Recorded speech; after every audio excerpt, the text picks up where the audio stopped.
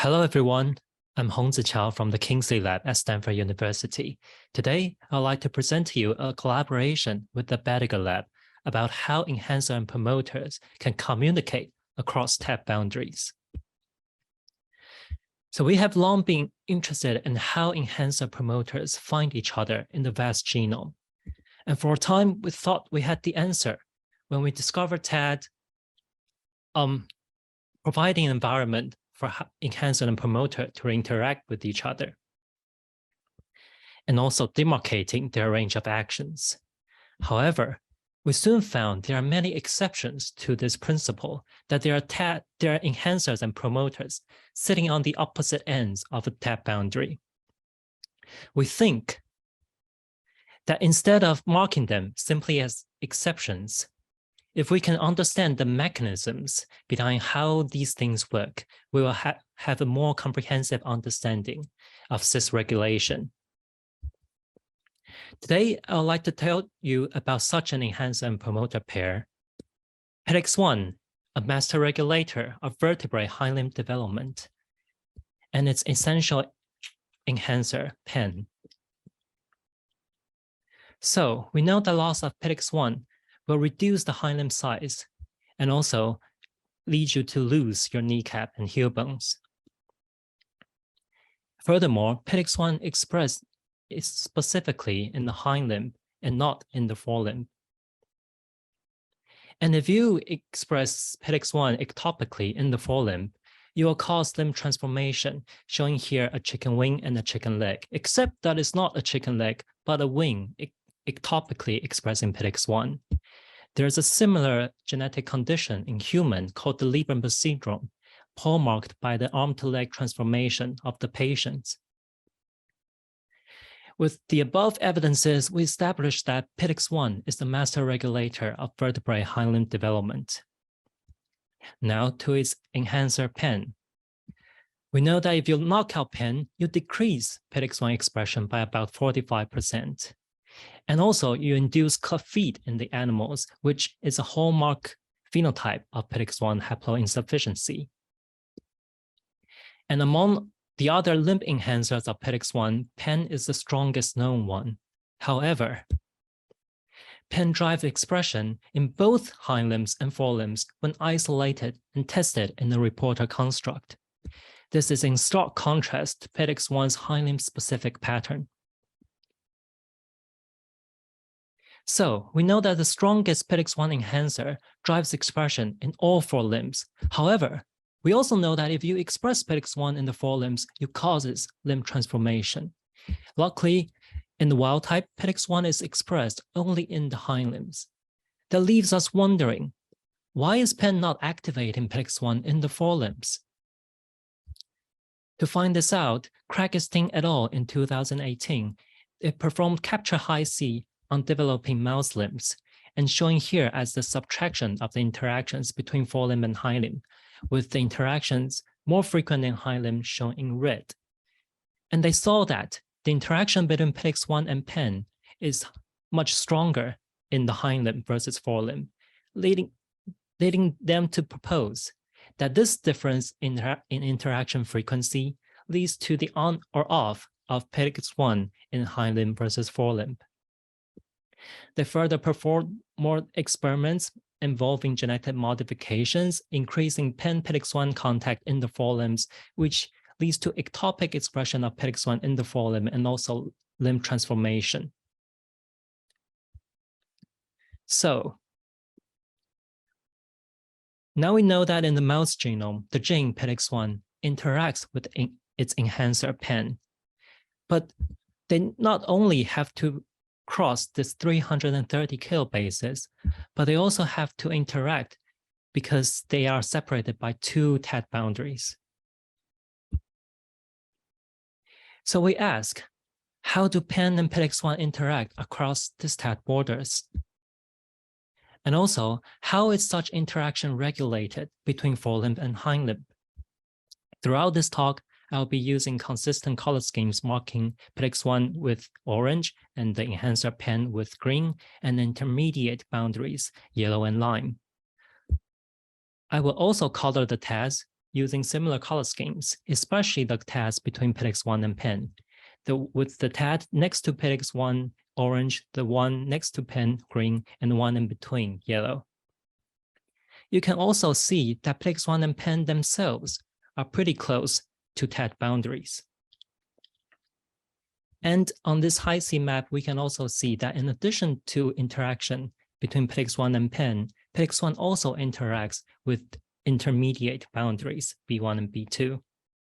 I might have to restart the PowerPoint because of the lagging, but regarding how Pitx1 and pen interact, we can think of 3 different scenarios, which I will describe in detail in the following slides.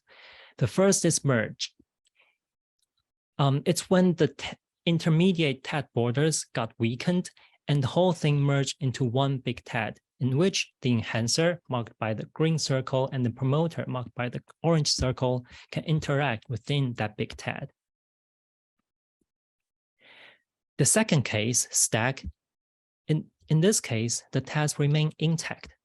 However, due to loop extrusion activities by the cohesing, denoted by these black ribbons, the tag borders cluster in this middle part of the domain. And because the enhancer and promoter themselves are close to the tag boundaries, they are brought into proximity through this action. In the third case, well, there are always exceptions, as in biology. So there are cases that beyond our imagination will simply put them in the neither category. That's neither merge nor stack.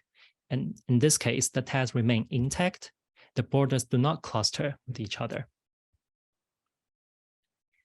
And because these 3 different scenarios regards how different parts of the same molecule influences one another, they cannot be resolved by both methods, such as regular high C. Instead, we think that our technique, ORCA, is best suited for differentiating these models.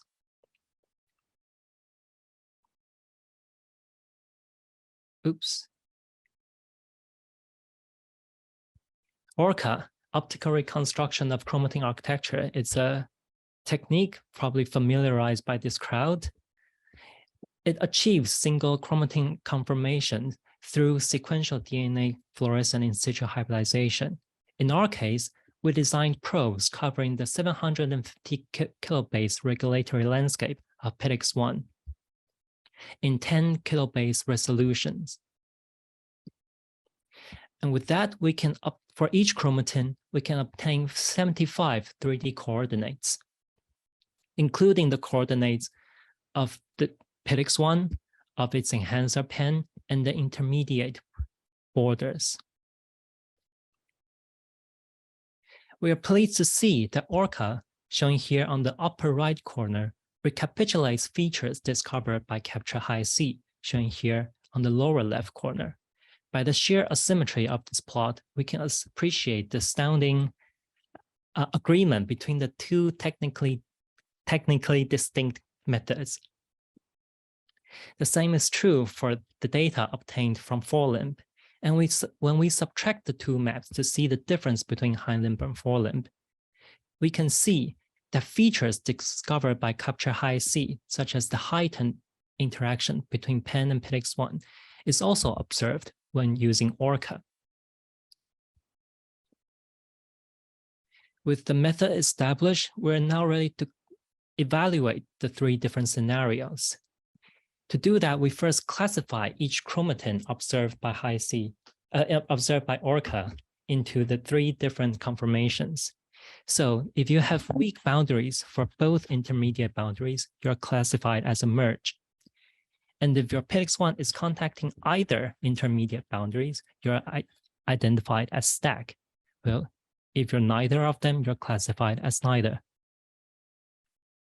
And then with chromatins in each conformation, we can then evaluate the 3 different scenarios using 3 different criteria, which I will describe in the following slides.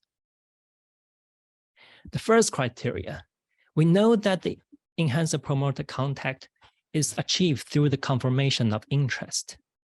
And the hindlimb has more enhancer promoter contact. Therefore, we'll expect the hind limb we'll expect our conformation of interest be more abundant in hind limb versus in forelimb, as shown here in y-axis, the fraction of all chromatins falling into one category.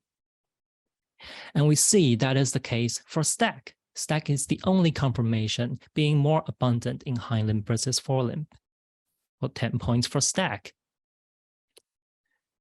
Now, the next criteria, again, we know that there are about 16% of chromatins, at least in the hind limb, is having an enhancer promoter contact. Then we'll expect that this 16% should be comprised mostly about by the conformation of interest. So the conformation on the right should be the one of interest. And again, stack is contributing the most chromatins to the 16% of chromatin with EP contact. And finally, we will expect the conformation of interest should be enriched for EP contact. And to assess that enrichment, we'll use risk ratio as basically dividing the percentage of EP contacting molecules in that conformation by the percentage of EP contacting molecules not in that conformation.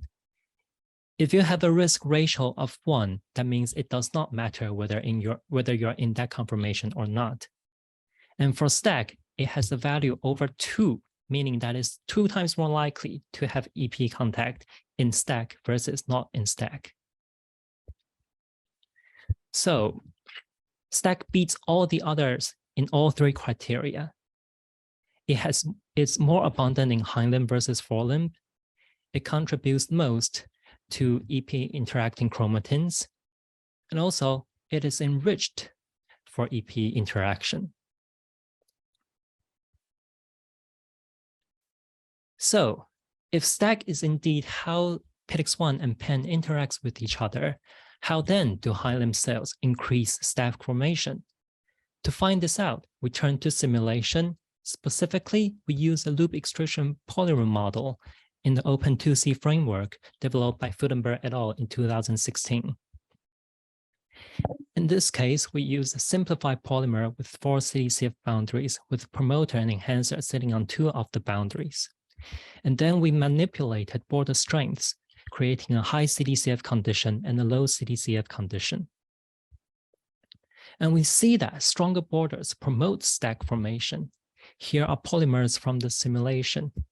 And we see that in the high CDCF condition, the enhancer and the promoter and one of the intermediate boundaries are often clustered with each other in the central part of the molecule. Clustered with them are these black dumbbells, which denotes cohesin. In the high CDCF condition, cohesin are often arrested at the TAT borders. And thus stacking the TAT borders together, bringing the enhancer and promoter, which themselves are next to TAT borders, into close proximity. And we also see that border strengths recapitulate limb differences. Here are the fake interaction frequency of the high CDCF and the low CDCF conditions. And we subtract them, we get this map. At first glance, it's very different from what we get from using ORCA, but we can see that certain features, such as the increased border interaction in the simulation in high CDCF condition, as well in ORCA in the hind limb condition, as well as the decreased interaction between the intermediate TADs.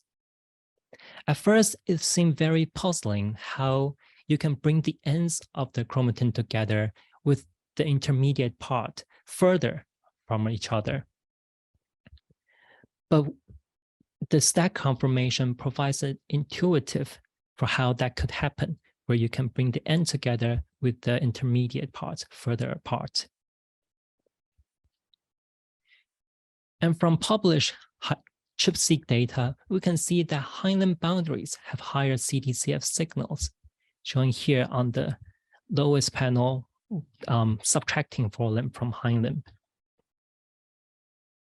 And also in the recent work by our collaborator Tanya in the Bediger lab, we saw that depletion of CTCF in mouse ES cell lines decreased cross-tag contact in both the Hoxsey locus and the SOX2 locus. Showing here is the Hoxsey locus, and you can see that in the cells, initially they have cross-boundary interactions between the promoter and the enhancer and intermediate boundaries. But if you deplete CTCF, you decrease the frequency of those interactions. Seeing that the stack formation not only plays a role in our Pitx1 enhancer in the developing mouse limbs, but also at the Hoxa and SOX2 loci in the mouse embryonic stem cells, we wonder if stack is a general feature for cross-tag enhancer-promoter pairs. And suppose that all cross-tag enhancer-promoter pairs are achieved through the stack formation, we will expect that cross-tag cis elements should juxtapose tag boundaries, because otherwise stack formation will be unavailable to bring the promoter enhancer to proximity. On the other hand, intra-tag cis elements, they can be anywhere from the tag boundaries. So we will expect the distance to boundaries should be smaller for cross-tag cis elements. To test our hypothesis, we turn to publicly available datasets. For enhancer-promoter pairs, we used this paper from the Phantom5 project by Anderson et al. In 2014.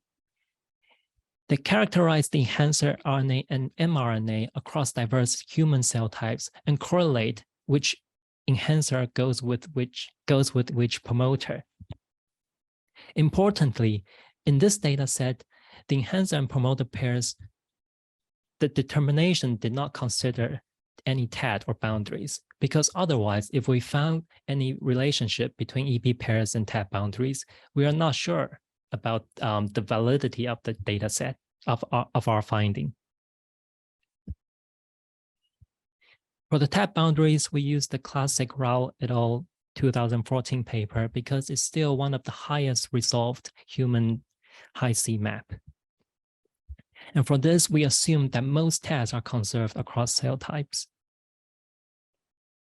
And here's an illustration of how we combine the two data sets together. In this example genomic region, we have enhancer and promoter pairs, as well as TAD boundaries called by the high-C data. When we combine the two data sets, for each EP pair, we can see if they cross the boundary or not.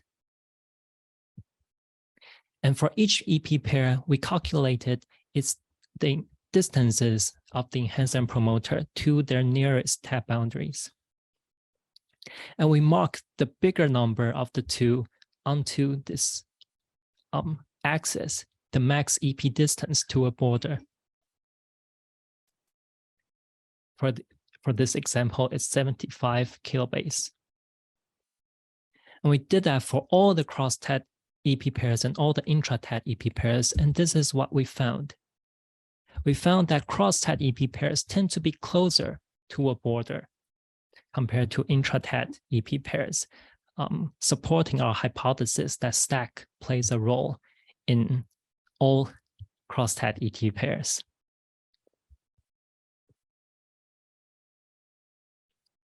So we talked about how the gene Pitx1 and the enhancer pen, they have to interact across TAD boundaries. We proposed that they did this through the formation of the stack conformation. And using simulation, we proposed that alternating boundary strengths can regulate the formation of the stack conformation. And through the genome-wide analysis, we showed a supporting evidence of stack playing a role genome-wide. And we think the stack formation provides a revision on TAD's role in gene regulation.